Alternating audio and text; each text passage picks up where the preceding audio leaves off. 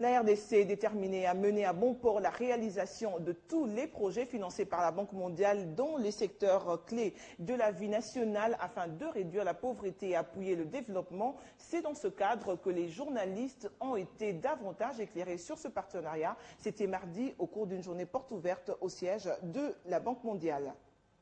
C'est une journée pleine et riche en informations détaillées sur les réalisations de la Banque mondiale en République démocratique du Congo à travers 17 projets très importants du gouvernement central et qui appuient des investissements dans l'éducation, la santé, l'administration publique, les infrastructures, le développement du secteur financier et du secteur privé, l'agriculture, la gestion de l'environnement et des ressources naturelles. On a réhabilité à peu près 560 salles de classe, je crois, sur les 600 à peu près qui étaient prévus.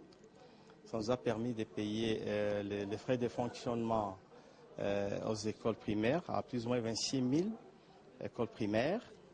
Ça nous a permis aussi d'appuyer le ministère de l'EPSP à prendre en charge plus ou moins 20 000 enseignants en ce qui concerne le paiement de salaire pour les enseignants qui ne sont pas encore pris en charge par les trésors publics. Mais comment les journalistes ont-ils reçu ces informations? Qu'est-ce qu'elles apportent dans leur façon de communiquer sur l'accompagnement technique et financier de cette institution de Bretton Woods? Moi, j'ai beaucoup plus été édifié par les projets qu'ils financent dans les secteurs de route, de l'eau et aussi de l'environnement.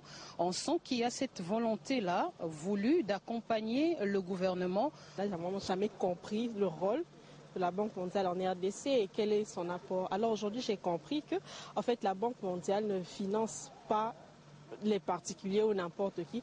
La Banque mondiale finance les projets émis par le gouvernement lui-même.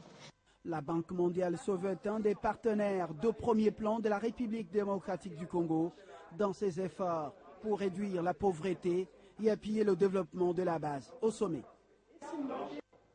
Le mois de la femme